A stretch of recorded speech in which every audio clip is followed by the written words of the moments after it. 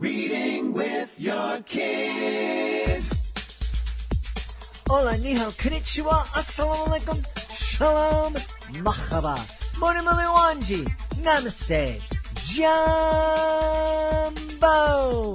bienvenidos. Hi, my name is Jedlie, and this is the Reading with Your Kids podcast. We are coming to you from the beautiful neighborhood of Reedville in the southwest corner of Boston, Massachusetts. We are so delighted and so very honored that you join us in our mission to help all families grow closer through reading. Please be sure to tell all of your family and friends about the show. Please be sure to subscribe to the show on the iHeartRadio app, on Spotify, Apple Podcasts, Amazon Music, Stitcher Radio, wherever you find your podcast. Join us right now from the beautiful state of Virginia. Our guest is returning to the show to celebrate her brand new series of books. They're called the Infinity Rainbow Club. Please welcome back to the show, Jen Malia. Hey, Jen, how are you? Great. Thanks for having me back. Delighted to have you back on. Real excited about this because this book series is celebrating kids who are neurodivergent. Am I right about that? Yes, definitely. 1 in 5 kids are neurodivergent, at least statistically. So it's actually a big portion of the population. A lot of people aren't necessarily aware of that. You know, that is certainly something that I think most people, and this recent statistic really surprises me. I had been in human services before I started performing. So back in the late 1980s, and I was working with kids who were on the autism spectrum, but these were kids who had severe learning and social challenges, and I don't remember the number, but autism was thought to be this very rare and unique thing. I don't want to put a label on it other than that because we've kind of grown. But then I heard the statistic, 1 in 154 kids are on the spectrum. And then it was 1 in 34 kids. And now, you know, we're kind of bringing a number of different neurodivergencies together. And you're telling me that 1 in basically 20% of kids, 1 in 5, have some sort of neurodivergence?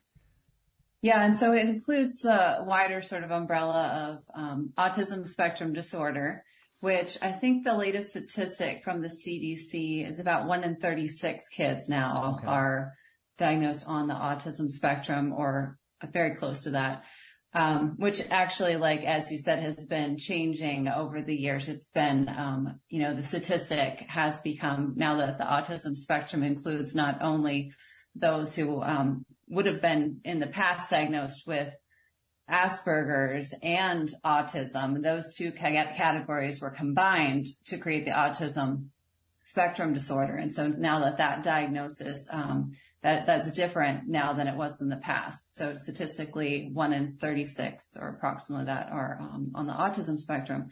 But at least 1 in 5 includes also ADHD, OCD, dyslexia, dysgraphia, and other kinds of brain differences. So it's all of those kids who have differences, you know, in the way that their brains work, the kind of experiences that they have are considered neurodivergent. And then the sort of opposite of that would be a kid that's neurotypical, that has what, people think of as a certain kind of expected brain functioning, and neurodivergent being something that's different than what's expected. Yeah. You know, it's fascinating. I know one reason the statistics are growing is because our understanding of neurodivergence is growing.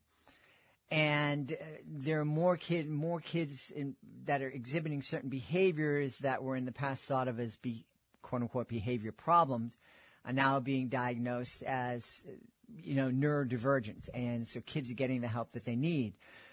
But at the same time, and I only mention this because it's in the news these days, one of the presidential candidates is, bringing up the question of why are we seeing this explosion? Is it just the fact that we're recognizing things better now, or is there some other cause or something else that is causing more folks to be born with these differences?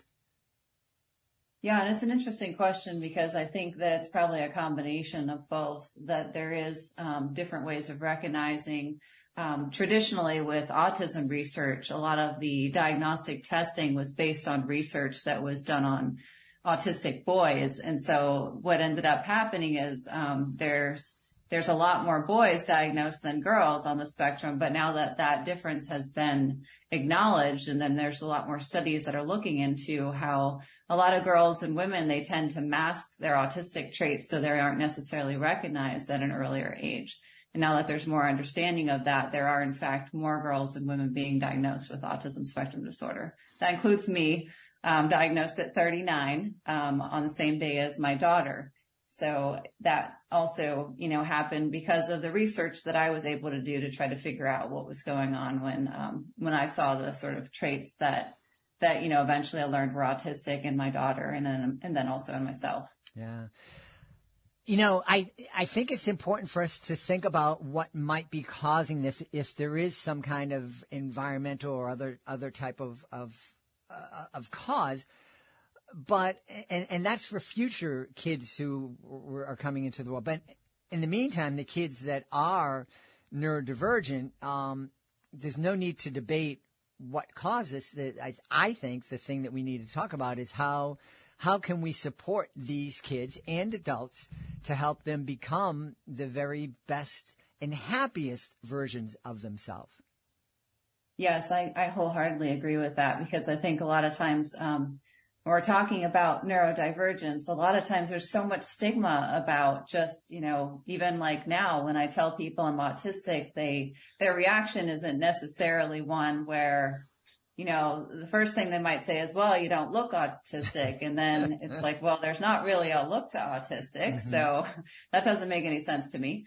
But, I guess what's interesting about it is, like you said, it's how can we support? And, everyone has different kinds of support needs. Some have more than others. And I think that the important thing is to recognize that there are some challenges, but there's also a lot of gifts that come with being neurodivergent. Yeah, talk about, please, and we're going to get to the series in a moment, but I'm just fascinated with this, and I don't want to forget to ask this idea of the neurodivergency giving us gifts. I think is something that is most people aren't aware of. Can you talk a little bit about maybe the gifts that you feel that you have thanks to your autism? Yeah. So I guess the first thing I'll say is that I consider my autism part of my identity. Like, I can't even imagine myself as being someone who, what would I be like if I weren't autistic? I can't even imagine that, because being autistic is just part of who I am. And some of those things are, I have these really vivid sort of video memories.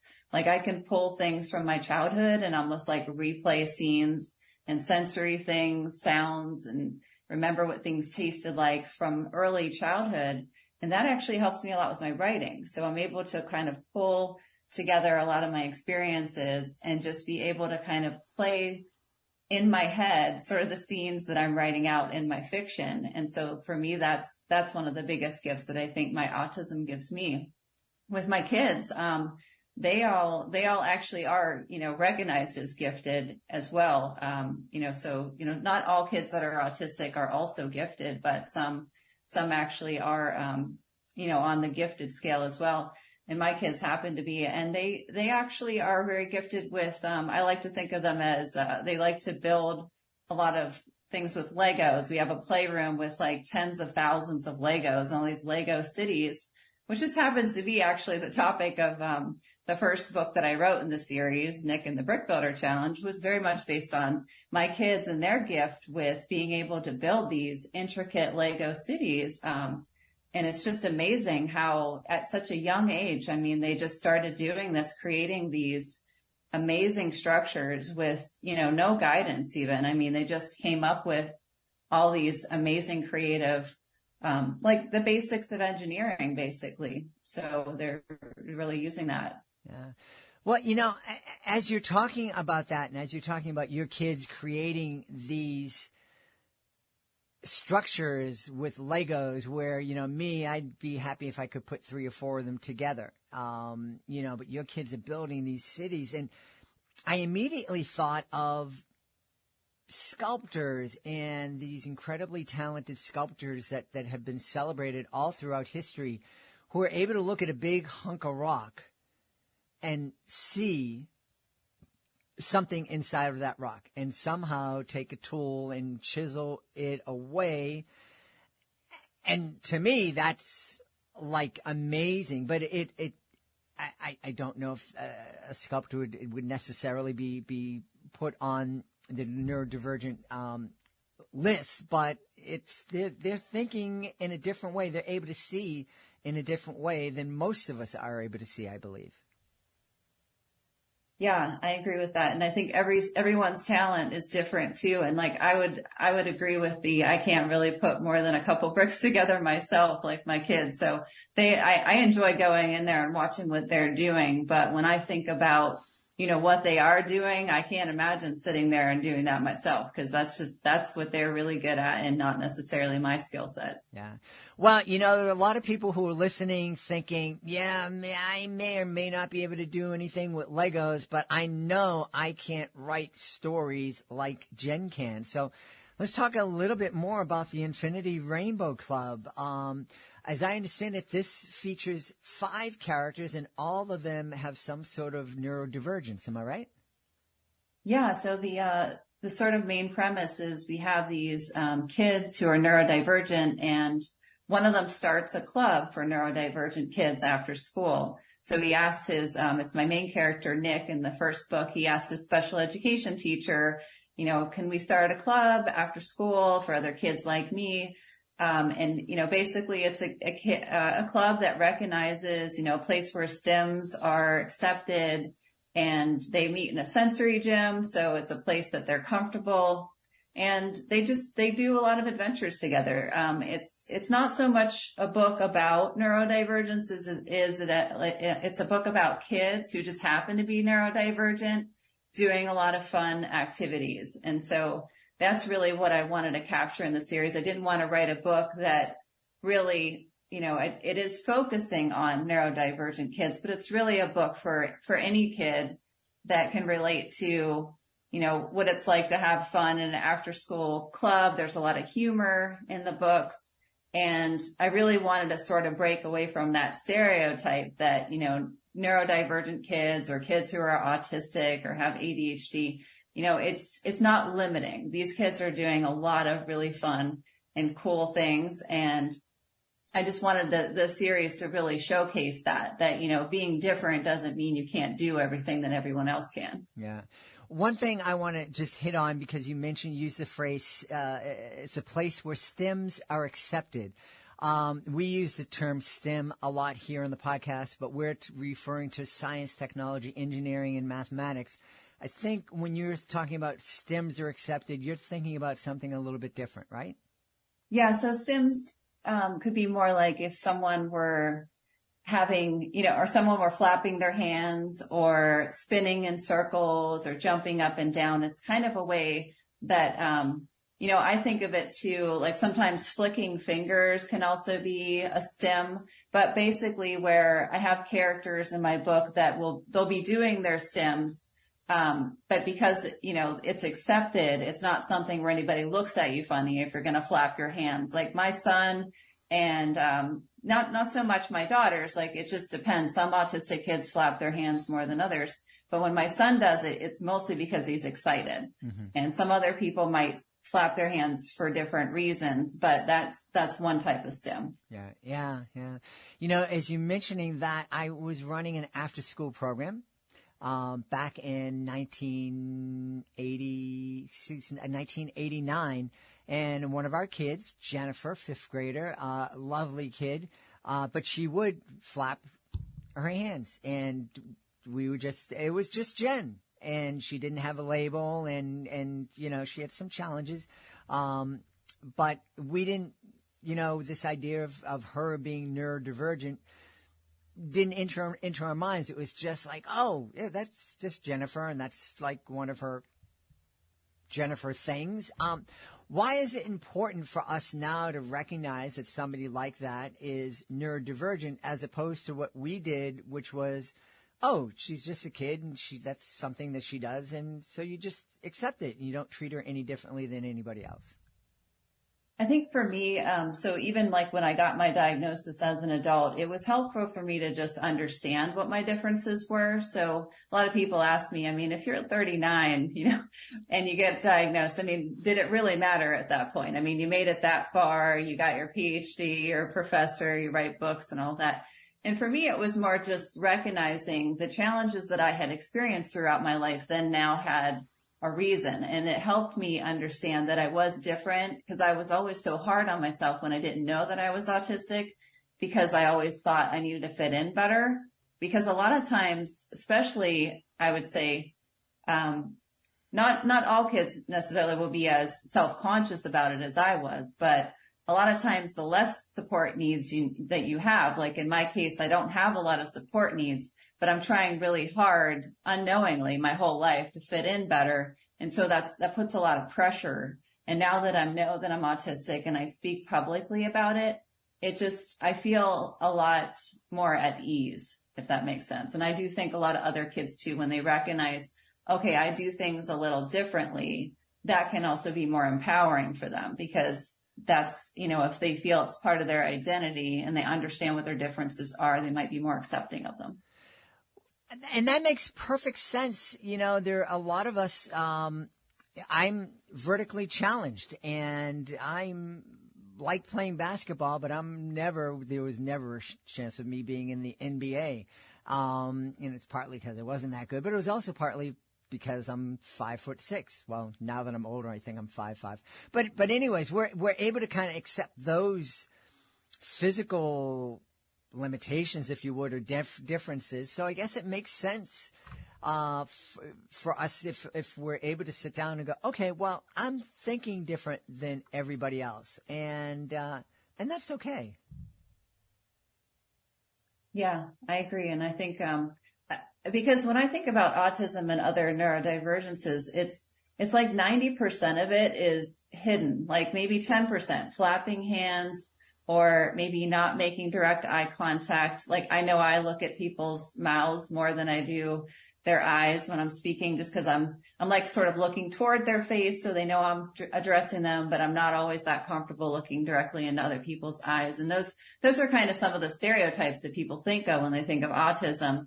But that's only like I said, 10% of what might be going on. A lot of it, 90%, it's really the tip of the iceberg is what you see. And the rest of it is sort of this internal, these differences that we don't necessarily see. Mm-hmm. So a lot of what's going on, a lot of the challenges that I have aren't something that anybody is going to just see. Yeah. One of the things you mentioned, ADHD as part of this group, and my son had a lot of extra energy, we shall say, and it was indeterminate. Some doctors said yes, and some doctors said no. But one of the things that we had to do, and thankfully we're in a school that was open to it, was we had to advocate to have the school make some concessions for him to, kind of bend the rules a little bit so that he could do things that made it easier for him to function better in school, to be, in his case, to be less of a distraction to other kids, so he could focus a little bit better. Are you hoping that maybe the Infinity Rainbow Club could not only help kids see themselves represented positively in the pages of books, but also help us all recognize that these systems that we have in place, the education system, workplaces, there's something that's existed for maybe 100, 150 years, but they're not something that's existed throughout all of mankind. And maybe we can tweak that stuff a little bit to make it easier for kids who are different, who think a little bit differently, to find happiness and success in those situations. Yeah, absolutely. And some of what I put in the book too, like I mentioned how the kids meet in a sensory gym. I think it would be wonderful if, every elementary school had a sensory gym, because the characters in my book, they have sensory gym breaks. They meet up in the sensory gym, and that's just a fantastic way, I think, for, exactly what you were saying as far as being able to be more flexible with just even the environment that kids are learning in. Mm-hmm. And flexible seating, using things like wobble stools. Like I have that in my book. I kind of took all the ideal, the situation that I thought would be ideal for education and also in the home environment, because the kids are building Legos in a playroom like the one I have in my house for my kids. It's all foam padded flooring. And they just, basically have a space where it's comfortable for them. And I think that's really important to learning as well. Yeah, absolutely. So, boy, we've spoken so much. The time's gone so far. Who are we going to meet before we say goodbye and ask folks where they can go? Who are we going to meet in the Infinity Rainbow Club series? So in the first book, Nick and the Brick Builder Challenge, the main character is Nick, and he's a 10-year-old autistic boy. And there's the other characters. So each book in the series is told from a different point of view. So in book 2, we have Violet in the Jurassic Land exhibit. Violet has OCD. So the story is told from her point of view. However, she appears in the first book. So these characters, even though they change, their role changes, like they were a main character in the first book, but a secondary character. And then, it changes as when we get to the third book, then we have Connor in the Taekwondo tournament, and he has ADHD, Connor. So, and again, Connor was in the first book and the second book. And actually in the third book, I introduced a new character named Wyatt, and Wyatt has dyscalculia, which means he has a learning disability with math. And there's also a character, Ruby, that is in the first book. She's kind of the main secondary character in the book with Nick. And she's dyslexic and also has dysgraphia. So dyslexia has reading challenges and also dysgraphia writing challenges. So what I tried to do is have a bunch of different kind of neurodivergent characters represented, whether they're secondary characters or the main character in the book. There's also a non-speaking autistic girl in the first, in all 3 of the books, actually, and she uses a tablet to communicate. So I really wanted to show the full spectrum of different neurodivergent characters. There's also one who has, there's a character with dyspraxia, so she has trouble with balance and other kinds of other issues that come with that as well. So my goal was, not to, like I said, make it books so much about their neurodivergences, but basically take a bunch of kids who are neurodivergent and have them do these fun activities. Like in the first book, they're building with plastic bricks. It's almost like, think of Lego Masters for kids. That's pretty much what it is. Challenges to put together these Legos, similar to Legos, but, just plastic bricks. And the second one, they use augmented reality for a dinosaur exhibit at their natural history museum. So there's lots of technology, paleontology, all the scientific names for the dinosaurs are in the book. I did tons of research. I even took my kids to a place where we were searching for dinosaur bones. Like we did sort of on the ground research to make sure that it was realistic in the book. And then in the third book, I actually have a black belt in Taekwondo. So I drew on my knowledge of Taekwondo to write that book. And, the main character, Connor, he's testing for his black belt in the book. And then he's also competing in a tournament. And that's like the main sort of activity that the kids are involved in that one.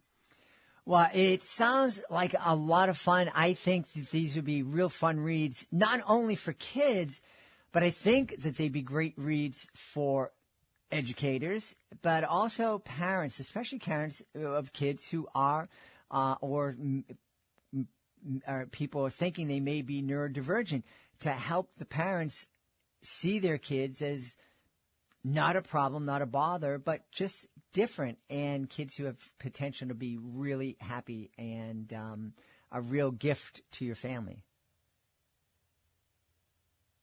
Yeah, it was a really fun series to write. And I agree with you that I think it's kind of, I wrote the book series I wish I had as a kid. I was an undiagnosed autistic girl growing up. And, if there was something like that for me back then, that might have helped me a lot. So that's kind of what I decided I wanted to do. I wanted to write the series that I didn't have as a kid, that I think now, neurodivergent kids like my own and others like them would really benefit from, and also their peers, their neurotypical peers, because with 1 in 5 kids being neurodivergent, at least that many, there's at least, 5 kids in every classroom that are neurodivergent, and all, kids need to understand better what that means and, how they might be able to support their neurodivergent peers. Yeah, absolutely. And one thing I wanted to mention that a past guest brought up, we should stop using OCD as a verb.